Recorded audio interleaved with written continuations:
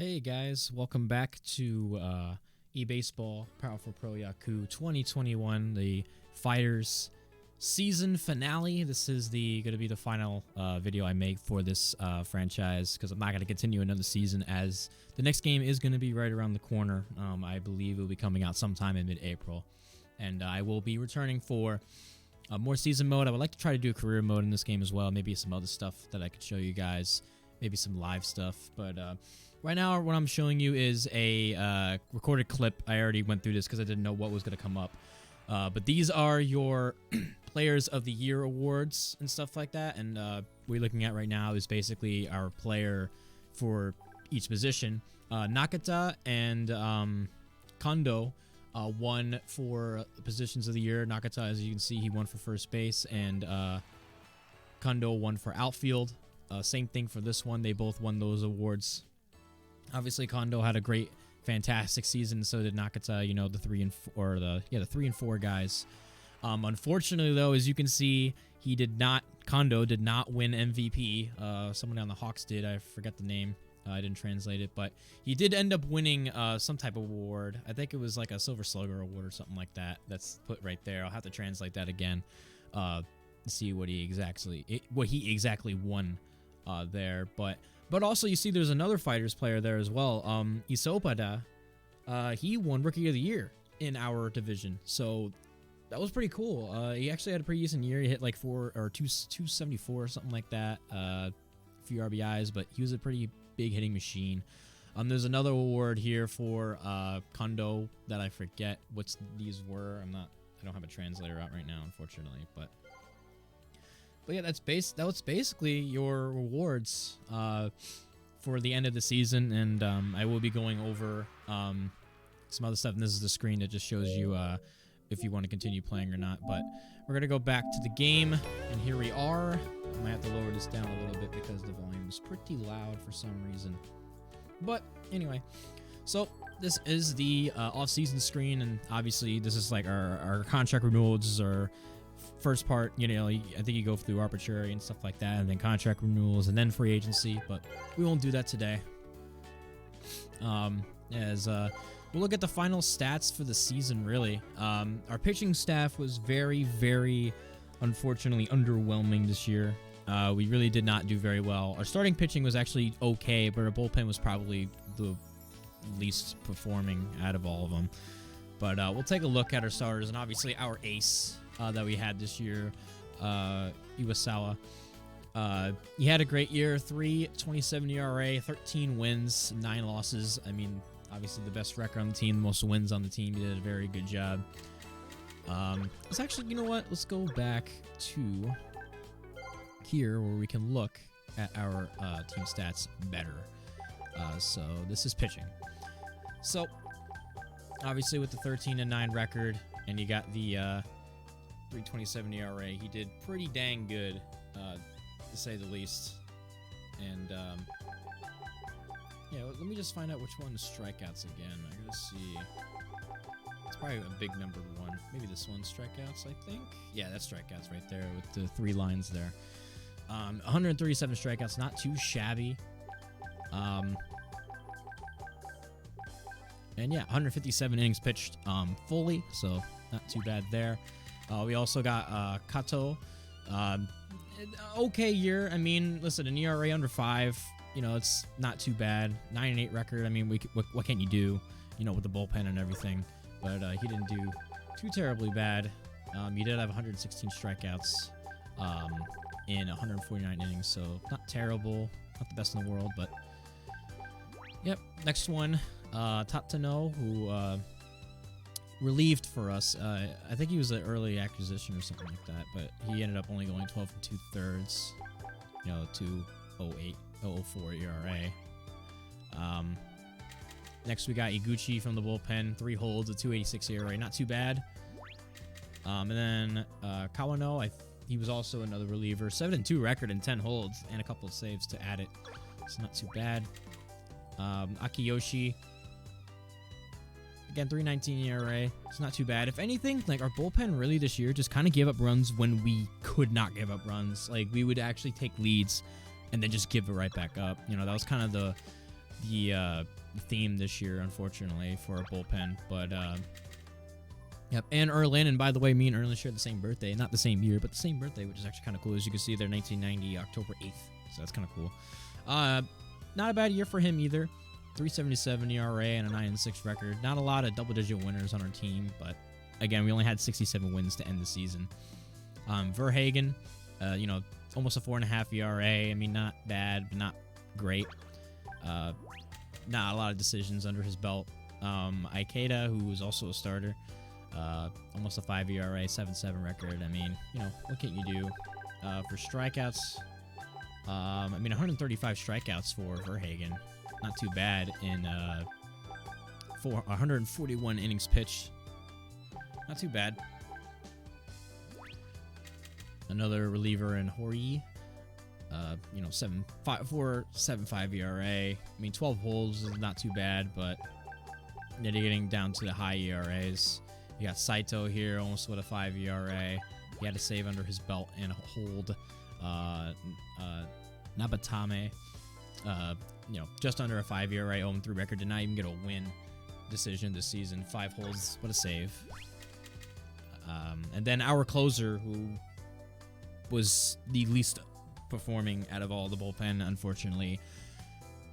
32 saves he made, yes, but a 2.9 record, that's not good for a closer, and a 5.11 ERA is just not going to cut it. So that didn't really help us this year, unfortunately. And then you're going through back end here. Tamai, a 5.5 ERA, 10 holds, a 6.93 ERA for Nishimura, but he only pitched 24 innings. The same thing for this guy, Suzuki. These guys were guys to fill in for players who were injured this season. And unfortunately, you can't really make a lot of trades in this game because trading is not really much of a thing in Power Pros, unfortunately. But we go to the hitting, which was, I will say, outstanding this year. We did so well hitting this season. And, there's a lot of times where you might have seen in my videos where I missed a lot of pitches, and it's going to happen. Hitting is pretty hard in this game. But it's better than pitching. Pitching is harder. That's why I went to only offense only for the thing this year. And by the way, if you guys want to have me make a video on how to show you how to make it so that you can play offense only, I will make a video like that. Just write in the comments below if you want me to do that. But anyway, our number one player, Kondo, he was our team's MVP by far. 365 batting average. He won the batting title, RBI title as well. He ran away with both those categories. 22 home runs. It would have been cool if he got a little more than that, but I mean, that's still fine. Upgrade wise, I mean, he only went up a little bit in the categories as much as everybody else, but he's like a 3 rated hitter, which is pretty good. Power obviously went up too. Watanabe also a great season as well. 304 batting average, 48 runs batted in, not too shabby at all. I mean, just a very nice job for the season for Watanabe. Can't not complain about it at all. Really can't complain about any of these guys. Ishikawa did great in the outfield for us. I think he was our left fielder this year. 295 average. I mean, just a lot of averages above like 260 is just what you want on a team.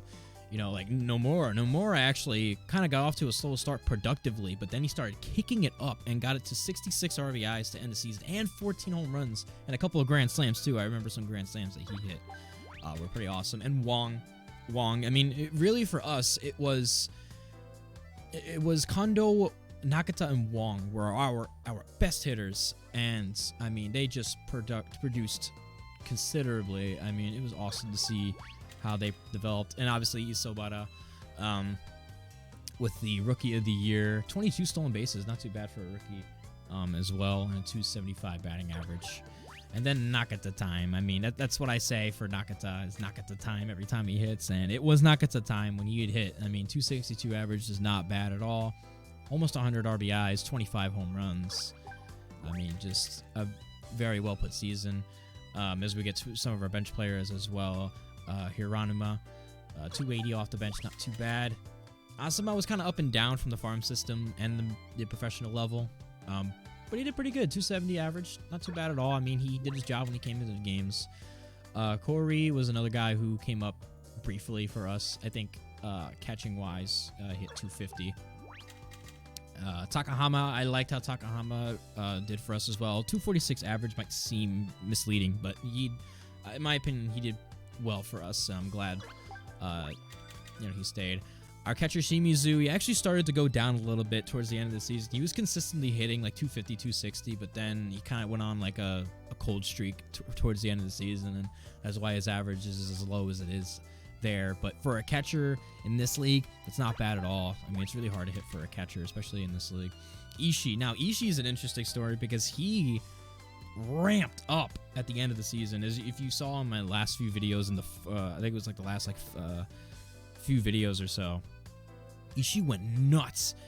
For the longest time, he was hitting around the Mendoza line in like 210 and 220. He raised his average to 231, drove in 30, and I remember one point he had 17 in like September, and he just went nuts and started driving in runs like crazy, and I'm glad how that turned out for him. Nakashima, 226 average. We're starting to get into the low batting averages now. It's mostly just the bench guys. Suigia, is it Suigia or Suigia? I forget how it's pronounced. They say it in the game, I just forget. Yakyuu in here as well. And again, we're just going to the backup guys. Ishikawa was there for, I think, the beginning of the season as our backup catcher, 213. It's not terrible. And then Tobashiara was our backup catcher at the end of the season. He actually started to ramp it up a little bit. He was hitting like around 130 for a while, but he just missed 200 and hit 180. A couple home runs and 6 RBIs. And then obviously our pitchers never really hit this year. But yeah, that is pretty much it. You guys saw the ending rewards and everything. Let me see if there's anything else here. There's literally nothing here. We also have a free agent. I think Ota is gone. I can't check him out anymore. You might have noticed if you were been paying attention to the series, he wasn't in the lineup. It's because he's a free agent now, and we got to sign him back if we want to continue. But we're not going to do that. We're going to end it, there. We'll take one more look back at the standings and stuff like that. Let's look at the standings really quick. So again, it was a really, really tight finish. Those 5 games back from third place might be misleading, but man, if the scenario was for like our last 4 games of the season, we needed the Eagles to lose out because they had 2 games left, and they would have went 70 and 72, and we needed to go 4-0 or 3-1 to tie or take over third place. Obviously, we played that one game against the Eagles. We lost, and that was a heartbreaker. That basically ended their season. And as you saw, you might have saw me put a lot more bench players in and stuff like that. But yeah, Hawks, your number 1 seed. They won the championship, 82 wins and 58 losses. What a great season for them. They've always been a good ball club here in the NPB. And then the Central League, my favorite team, actually the Tigers, is my favorite team, if you didn't know that. They went in 5th place. But the Swallows, they went to the championship. So the number 1 seeds got to the championship this year, and it was no contest for them. But obviously, they went into a pretty decent, I think, 6-game series against each other. The Swallows had 84 wins, the most in the league. And, yep, that pretty much is your standings right there. I think those are your spreads over there. And, yeah, obviously, the best ERA went to Senga, 2.11 ERA. That's pretty dang good. Do we have a guy? Yes, we do. We have Iwasawa, who had a 3.27 ERA, as I said before. Not too bad. And same thing for Kato. He was up there as well.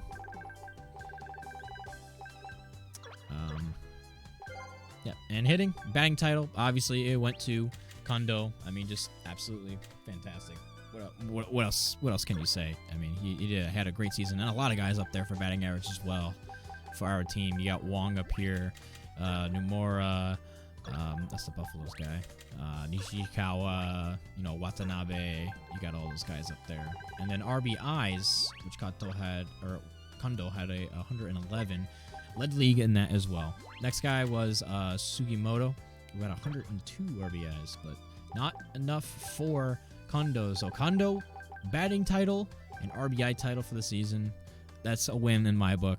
Not too shabby there. I'm glad how that turned out. And obviously MVPs for the months. Kondo was there in April. He was there in July and September. I mean, just a great year all around for him.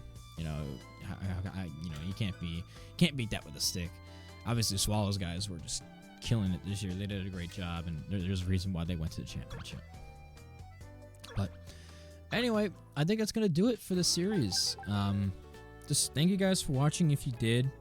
I know my philosophy for making videos has changed a little bit, but I wanted to make more for you guys, so I just kind of been going off to when I play, I'll record my PlayStation and put it up on YouTube, which is what I've been doing. Right now, I'm recording on my computer so that you guys have better audio to hear from me. But yeah, just thank you guys so much. I can't wait for the next game to come out, which will be in April. It will be eBaseball 2022, and then it will have the 2023 DLC, which I'm pretty sure it will have because that's what they've been doing ever since 16. And I can't wait for that. And thank you guys just for being there and supporting. And can't wait till the next chapter in our Pennant mode. So thank you guys so much for watching, and I will see you in the next Powerful Pros video.